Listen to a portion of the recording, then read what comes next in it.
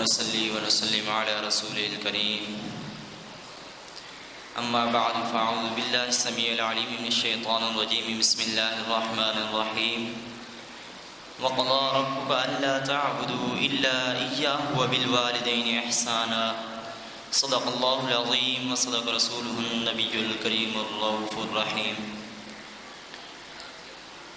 سامعین محترم، اس آیت کے پہلے حصے میں اللہ تبارک و تعالی نے اپنی ذات کے ساتھ کسی کو شریک نہ کرنے کا حکم فرمایا، جبکہ دوسرے حصے میں اللہ تبارک و تعالی نے ماں باپ کے ساتھ حسن سلوک کرنے کا حکم فرمایا.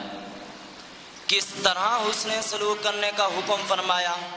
فرمایا افیوں ولا تنہرہما، انہیں اف تک نہ کہنا اور نہ ہی انہیں جھڑکنا.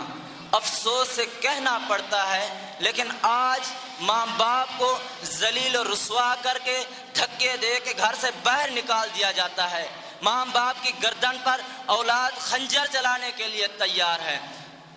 ماں باپ کو گالیاں اور لعنتیں دی جاتی ہیں. مسلم شریف کی حدیث نمبر 90 کے اندر حضرت عمر بن عبداللہ رضی اللہ تعالی عنہ بیان فرماتے ہیں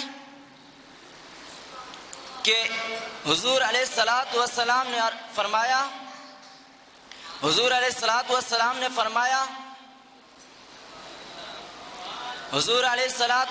نے فرمایا کہ ایک وقت آئے گا لوگ اپنے ماں باپ کو گالیاں دیں گے. صحابہ کرام نے عرض کی یا رسول اللہ صلی اللہ علیہ وسلم، بھلا کوئی شخص اپنے ماں باپ کو گالیاں دے سکتا ہے؟ حضور علیہ السلام نے فرمایا جب ایک شخص دوسرے شخص کے ماں باپ کو گالی دے گا پھر وہ دوسرا شخص اس کے ماں باپ کو واپس میں جواب میں گالی دے گا. وَوَصَّيْنَا الْإِنسَانَ بِوَالِدَيْهِ إِحْسَانًا حَمَلَتْهُ أُمُّهُ كُرْهًا وَوَضَعَتْهُ كُرْهًا. بخاری شریف کی حدیث ہے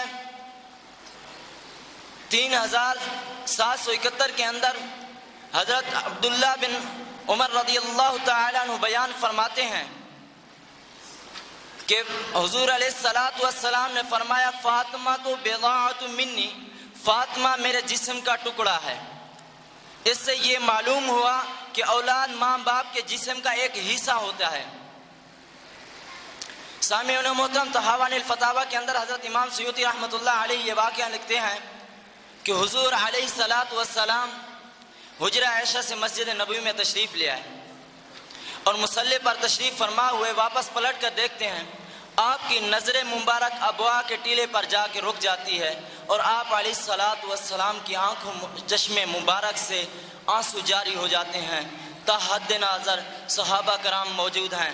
حضور علیہ السلام کے والد محترم تب بچھڑے تھے جب آپ علیہ السلام اماں آمنہ کے شکم میں تھے. حضور علیہ السلام کی والدہ تب بچھڑی تھی جب حضور علیہ السلام کی عمر مبارک 6 برس تھی. ابوا کا ٹیلہ جہاں ایک بستی چھوٹی سی بستی ہے جو مدینے سے تقریباً 350 کلومیٹر دور ہے، وہاں پہ اماں آمنہ آتی ہیں اور وہاں پہ بخار آ جاتا ہے. بخار اتنا تلخ ہوتا ہے کہ جو اس بخار کی وجہ سے اماں آمنہ اس دنیا سے رخصت ہو جاتی ہیں. 2-3 باتیں کرتی ہیں، ہمیشہ کے لیے اس دنیا سے رخصت ہو جاتی ہیں.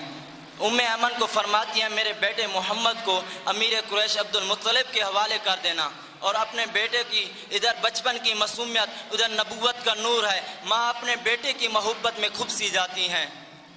فرماتی ہیں کل حیت میت کل جدید بالی کل کبین یتنا وانا مئتۃ وذکر باقی. فرمایا بیٹے ہر نئی چیز نے پرانا ہو جانا ہے، ہر باقی نے فنا ہو جانا ہے، لیکن میں بھی اس دنیا سے جا رہی ہوں لیکن میرا ذکر باقی رہے گا. وہ اس وجہ سے میں تجھ جیسا سونا محمد چھوڑ کر جا رہی ہوں. ابن حشام لکھتے ہیں آقا حضور علیہ السلام اماں آمنہ کی قبر بناتے ہیں اور آنسوں کا چھڑکاؤ کرتے ہیں.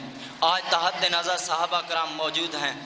حضور علیہ السلام نے فرمایا جب میں عشاء کی نماز پڑھا رہا ہوتا اور سورۃ فاتحہ ختم کر چکا ہوتا، میری ماں کو کوئی کام پڑ جاتا، مسجد نبی میں آ کے کہتی اے محمد تو خدا کی قسم میں نماز توڑ دیتا، اماں آمنہ کی خدمت میں حاضر ہو جاتا. وما توفیقی الا باللہ.